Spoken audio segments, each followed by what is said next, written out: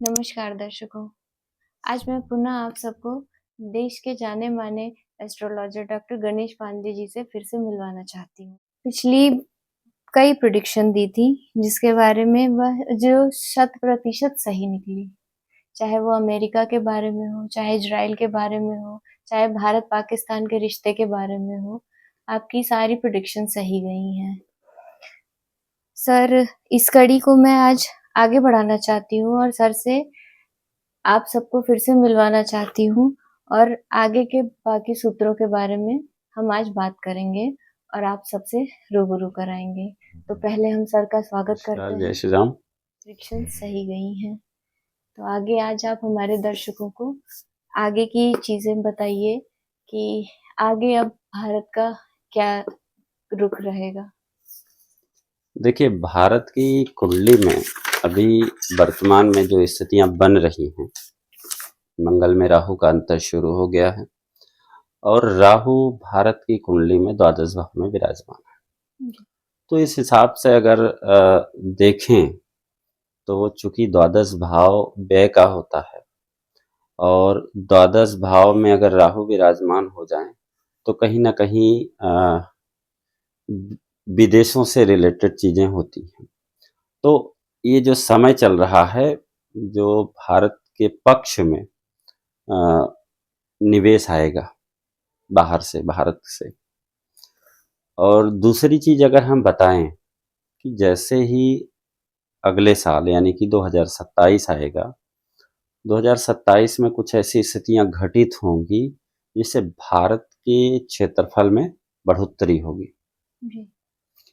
अब चाहे वो स्थिति हमारे पूर्वी क्षेत्र में जो देश हैं वहां से उत्पन्न हो जी। या फिर हमारे पड़ोसी देश हैं पाकिस्तान की स्थिति को देखते हुए इससे आगे हम और डिटेल में चर्चा करेंगे।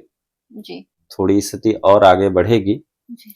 फिलहाल हमें जो अभी वर्तमान में ये भारत में इजाफा होता हुआ दिख रहा है। जी, आपकी प्रेडिक्शन भी हमने पढ़ी, बाकी दर्शकों ने भी पढ़ी होगी।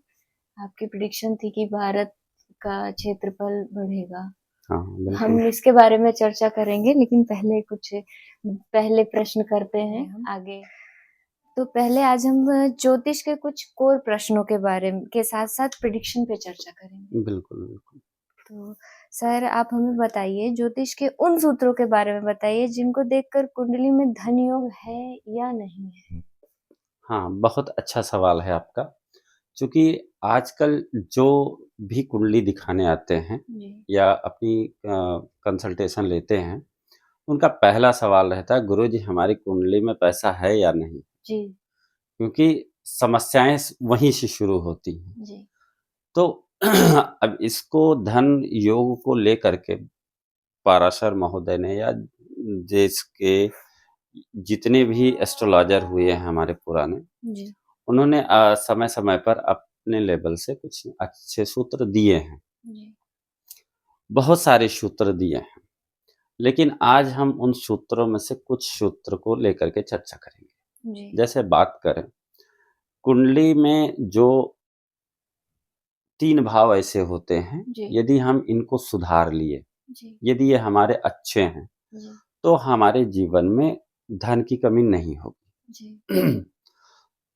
तीनों भाव होते कौन-कौन से?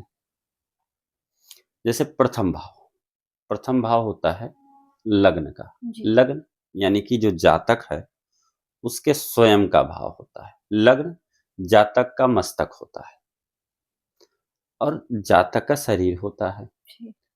कोई भी राजयोग किसके लिए होता है? जातक के लिए जी। होता है। जी। अगर जातक ही नहीं रहेगा तो राजयोग किस काम का? बिल्कुल। तो इसलिए इसको देखना चाहिए कि लग्न हमारा मजबूत है या नहीं। जी। अगर लग्न मजबूत रहेगा तभी उसका लाभ जातक को मिलेगा, क्योंकि राजयोग जातक के लिए ही होता है। जी। अब अगर लग्न हमारा मजबूत है तो लग्न क्या है, इसको हम जाने कि जी। लग्न हमारा है क्या। अच्छा। लग्न है हमारा अवेयरनेस, जागरूकता। जी। हम किन चीजों के प्रति कितना जागरूक हैं, हम अपने प्रति कितना जागरूक हैं। जी। चूंकि जो पहला भाव है वो केंद्र भी माना जाता है और त्रिकोण भी माना जाता है। जी। अगर हम बात करें ये त्रिकोण कैसे, ये धर्म त्रिकोण का प्रथम भाव होता है जी। और केंद्र का भी प्रथम भाव होता है। जी। यानी कि लग्न से ही शुरुआत होती है। लग्न से ही जब बच्चा जन्म लेता है तो कहा जाता है किस लग्न में जन्म लिया है। जी। ठीक है, तो अगर व्यक्ति का लग्न मजबूत है, यानी कि उसका अपने प्रति जागरूक है व्यक्ति, तो चीजें उसके अकॉर्डिंग होती हैं। जैसे मान लीजिए प्रथम भाव का संबंध चतुर्थ भाव से हो गया, जी। तो धन किस रूप में आएगा? चौथे भाव का जो कारक तत्व है, जैसे कि भूमि भवन वाहन, जी। चतुर्थ भाव सुखों का भाव भी माना जाता है। जी। चतुर्थ भाव माता का सुख भी माना जाता है, माता का भी भाव माना जाता है। तो जब प्रथम और चतुर्थ का संबंध बनता है तो हमें जो है भूमि भवन वाहन का सुख मिलता है। जी। धन हमें भूमि के रूप में, भवन के रूप में और वाहन के रूप में मिलता है। जब हमारे प्रथम और दसम भाव का संबंध हो जाता है तो हमारी प्रॉस्पेरिटी, उच्च पदों की प्राप्ति, क्योंकि दसम भाव हमारा कर्म है और यदि लग्न और कर्म एक साथ हो जाते हैं तो कहीं ना कहीं व्यक्ति के जीवन में जी। धन की कमी नहीं होती है। जी। अब दूसरा भाव हम पंचम भाव को देखते हैं। पांचवा भाव यानी कि आपके पूर्व जन्म के कर्मों के द्वारा जो आपको वर्तमान जन्म में जो स्थितियां मिली हैं पंचम भाव की, वो है। अब पूर्व जन्म मतलब केवल एक ही पूर्व जन्म नहीं होता है, कई सारे पूर्व जन्म होते हैं जिसको हम नहीं जान सकते हैं, लेकिन पूर्व जन्म के पुण्यों के आधार पर हमें यह जन्म मिलता है। पंचम भाव आपका जो है इंटेलिजेंस होता है, जी। बुद्धि होती है, जी। सूक्ष्म बुद्धि होती है। अब जानिए कि यदि आप जागरूक हैं और आप में बुद्धि है, पंचम भाव शिक्षा का भी होता है। कौन सी बुद्धि? जो शिक्षा ग्रहण करने में सहायक होती है, जब आप किसी चीज को अडॉप्ट कर रहे होते हैं। तो अब जागरूक भी हैं, बुद्धि भी है और लर्निंग भी अच्छी आपकी है, जी। तो निश्चित ही आपको धन की कमी नहीं होगी। जी। क्योंकि जो भी ग्रह पंचम भाव में बैठेंगे, दृष्टि आपके लाभ भाव पर होगी, आपके इच्छा पूर्ति के भाव पर होगी, आपके सोशल सर्किल के भाव पर होगी। तो पंचम भाव में जो भी ग्रह बैठेंगे या पंचमेश यदि एकादश भाव के साथ संबंध बनाएंगे तो आपकी इच्छा पूर्ति भी होगी, आपको लाभ भी मिलेगा, आप अपनी सोशल सर्किल से लाभ कमाएंगे। जी। अब हम नवम भाव की बात करें, जी। यानी कि धर्म त्रिकोण का सबसे सशक्त भाव, अच्छा। अंतिम भाव नवम भाव। नवम भाव है विजडम का, जी। यानी कि आप उस स्थिति में पहुंच जाते हैं कि जब आप सीखते सीखते आपको ज्ञान की पूर्णता तक पहुंच जाते हैं, तब अब आप ज्ञान देने की स्थिति में पहुंच जाते हैं। जी। ठीक है, विजडम, जागरूक हैं, बुद्धि ऐसी है कि आपने ज्ञान लिया, अब इस स्थिति में है ज्ञान दे करके आप लाभ कमा सकते हैं। नवम भाव दसम भाव का यदि संबंध बन गया जी। तो धर्म कर्माधिपति योग बन जाता है, अच्छा। बहुत बड़ा राजयोग माना जाता है। जी। तो उस स्थिति में व्यक्ति धर्म के कार्य पर चलते हुए अपना कर्म करता है तो व्यक्ति जीवन में बहुत आगे जाता है, बहुत पैसा मिलता है, बहुत प्रॉस्पेरिटी मिलती है, बहुत नेम फेम मिलता है। जी। ये चीजें होती ज्योतिष हैं। में त्रिकोणों के बारे में बताइए हमें। हाँ, बहुत अच्छा सवाल है। क्योंकि हमारा जो 12वां भाव भाव होता है ज्योतिष का, कुंडली का जी। चार्ट जो बनता है, उसमें 4 त्रिकोण होते हैं। जो हमारे 4 पुरुषार्थ हैं वही हमारे 4 त्रिकोण है। धर्म त्रिकोण, अर्थ त्रिकोण, काम त्रिकोण और मोक्ष त्रिकोण। जी, अभी हमने धर्म त्रिकोण की चर्चा किया है। जी, प्रथम भाव, पंचम भाव और हाँ, नवम भाव नवम पे। भाव। दूसरा जो त्रिकोण होता है, अर्थ त्रिकोण। जी, दूसरा भाव, छठा भाव जी, और 10वां भाव। जी, दूसरा भाव आपका क्या है? आपका कुटुंब है, परिवार है। परिवार। जब हम जन्म लेते हैं तो हमारा जन्म कहाँ होता है? हमारे परिवार में होता है। और वहीं से हम वाणी जो कुछ बोलना सीखते हैं परिवार से, तो दूसरा भाव वाणी का भी भाव है। और परिवार के द्वारा ही, परिवार के वातावरण में ही हम धन भी कमाना सीखते हैं। जी, तो द्वितीय भाव जो होता है वो धन का भी भाव होता है। अच्छा। कभी कभी ऐसा होता है कि हम जान नहीं पाते हैं कि हमारा जो जीवन है किस लिए हुआ है। धन कमाने के लिए आया है, जी, धर्म कमाने के लिए आया है, या अपनी इच्छाओं की पूर्ति के लिए हुआ है, या फिर हमें मोक्ष के लिए हुआ है। जी, तो दूसरा भाव जो है अर्थ त्रिकोण का प्रथम भाव है। जी, छठा भाव क्या है? छठा भाव हमारे एक तरह से रिपुओं का भाव होता है, जी, रोग का भाव होता है, रिपु का भाव होता है, ऋण का भाव होता है। रिपु हमारे कौन से? क्योंकि रिपु क्यों, छठे भाव को हम क्यों खराब मानते हैं? इसका रीजन है क्योंकि छठे भाव से हम षड रिपुओं की बात करते हैं। जी, काम, क्रोध, मोह, मद, मत्सर्य। जी, तो काम क्या है? अनियंत्रित इच्छाएं। जी, जब भी इच्छाएं अनियंत्रित होती हैं तो हमें अपने बंधन में बांधती हैं, और जहां बंधन होता है वहीं कष्ट होता है। जी, क्रोध भी वही है, मोह भी वही है, मद भी वही है, अहंकार हो जाता है। ठीक है, तो ये सारी चीजें हैं। अब दसम भाव, दसम भाव सबसे महत्वपूर्ण भाव माना जाता है। जी, वो है कर्म का भाव।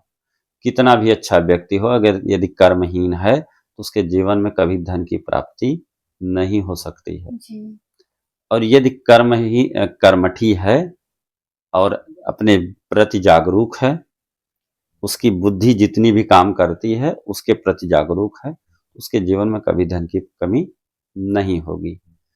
तीसरा त्रिकोण है काम त्रिकोण। काम मतलब डिजायर, जी, इच्छाएं। तीसरा भाव क्या है?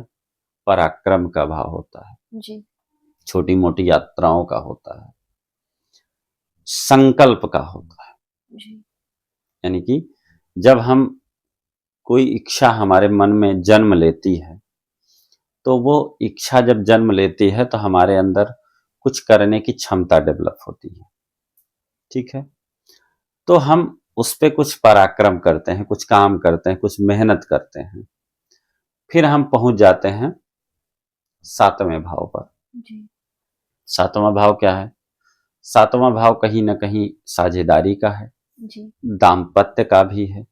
कभी कभी ऐसा होता है कुछ लोगों के जीवन में धन विवाह के बाद आता है। जी, तो यदि व्यक्ति जो भी उसका पार्टनर होगा, उसका एर्थ हाउस जी, अच्छा होगा, मजबूत होगा। कहते हैं आठवां घर तो पीड़ा का है। जी, लेकिन अगर हम सेवंथ हाउस से सेकंड हाउस देखें, सातवां घर हमारे स्पाउस का होता है, जी, और उससे दूसरा घर स्पाउस का धन होता है। जी, तो भले ही आपके पास पैसे की कमी रही हो, कभी कभी ऐसा होता है विवाह के बाद जो है पैसे की कमी नहीं होती है। जी, तो जो अगला हमारे साथ जुड़ता है उसके भाग्य से, उसके ग्रहों की स्थिति से हमारे पास धन की कमी जी, नहीं होती है। जी, और 11वां भाव काम त्रिकोण का सबसे मजबूत भाव होता है, क्योंकि आपकी इच्छा पूर्ति वहां से जुड़ी होती है, और आपकी इच्छा पूर्ति होगी तो 11वां भाव बड़े भाइयों का भी होता है, अच्छा, आपकी सोशल सर्किल का भी होता जी, है ना। कभी कभी जो लोग चुनाव लड़ते हैं, चुनाव जीतते हैं, तो वो सर्किल से ही तो जीतते हैं, जी, बिल्कुल। है ना? तो 11वां भाव यदि मजबूत है, जी, तो आप जिस लिए जन्म लिए हैं, इच्छाओं को लेकर के जन्म लिए हैं, जो आपकी इच्छाएं उत्पन्न हुई हैं, उनकी पूर्ति भी होगी। जी, और अंतिम त्रिकोण होता है मोक्ष त्रिकोण। जी, आपको कैसे पता चले कि आपका जो जन्म हुआ है मोक्ष के लिए ही हुआ है? जी, तो उसमें चौथा भाव, 8वां भाव जी, और 12वां भाव जी, मायने रखता है। चतुर्थ भाव क्या है? अभी जैसे मैंने चर्चा किया, चतुर्थ भाव है माता का, जी, सुखों का, जी, है ना? तो चतुर्थ भाव कहीं ना कहीं मन से भी जुड़ा होता है। अच्छा, माता किस माता के जो कारक हैं वो चंद्रमा है। जी, ठीक है, काल पुरुष की कुंडली में चंद्रमा इस भाव के स्वामी होते हैं। और यदि मन से व्यक्ति बंधन रहित हो जाए तो उसका मोक्ष हो जाता है। जी, और चतुर्थ भाव में बैठ करके जो भी ग्रह बैठेंगे वो आपके दसम भाव को देखेंगे। और दसम भाव किसका है? कर्म का है। कर्म का, कहीं ना कहीं यदि कर्म भाव खाली है तो चतुर्थ भाव में बैठे ग्रहों के अनुसार आप जब कर्म करेंगे, उनके कारक तत्वों को लेकर के कर्म करेंगे, जी, तो आपको धन की प्राप्ति होगी। जी, 8वां भाव क्या है? 8वां भाव हमारे तंत्र मंत्र का है, जी, गुप्त विद्याओं का है, जी, अकल्ट साइंस का है, जी, रिसर्च का है, और जो है गैर पारंपरिक चीजों का है, टैक्सेशन का है ना, टेक्निकल चीजों का है। जी, तो 8वें भाव में कहते हैं कि 8वें भाव का संबंध जब 12वें भाव से हो जाए तो व्यक्ति को 12वें भाव के कारक तत्वों पर अपना काम करना चाहिए, या फिर 8वें भाव से जुड़ करके काम करना चाहिए। 8वां भाव रिसर्च फील्ड से जुड़ करके काम कर सकते हैं, जी, अकल्ट साइंस से, ज्योतिष से, या फिर तंत्र मंत्र से। एक सिस्टम में जुड़, तंत्र मतलब सिस्टम भी होता है। अच्छा, और आजकल जो हमारे साइंस के सिस्टम बने हुए हैं, जी, एक तरह से जो आजकल संचार प्रौद्योगिकी है, जी, इस तरह से, तो बिना सिस्टम के जुड़ करके आप कोई काम नहीं कर सकते। जी, और 8वें भाव को यदि आपने जागृत कर लिया तो कहते हैं 8वां भाव पीड़ा का है, जी, लेकिन पीड़ा के साथ साथ आपको धन भी देगा, जी, क्योंकि 8वें भाव में जो भी ग्रह बैठेंगे वो उनकी 7वीं दृष्टि कहाँ जाएगी? दूसरे भाव पर। जी, और दूसरा भाव होता है धन का। धन का, तो मल्टीपल सोर्स हो जाते हैं आपके जी, धन के।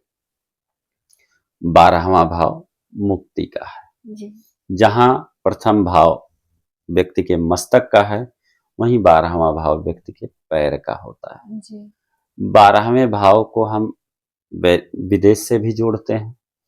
12वां भाव हॉस्पिटल है। जी, 12वां भाव जो है आपका